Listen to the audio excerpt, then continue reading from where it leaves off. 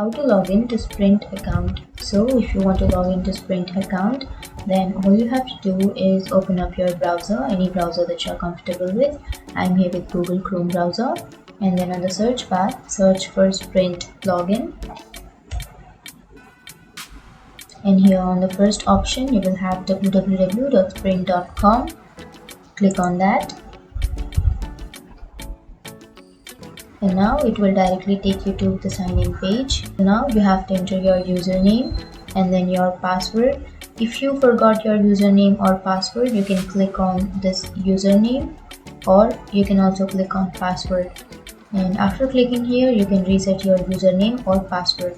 So after entering all of this username and password, you can simply click on submit. And that's it, guys. That's how you log into your Sprint account. And if you have any questions, feel free to comment below. Thanks for watching.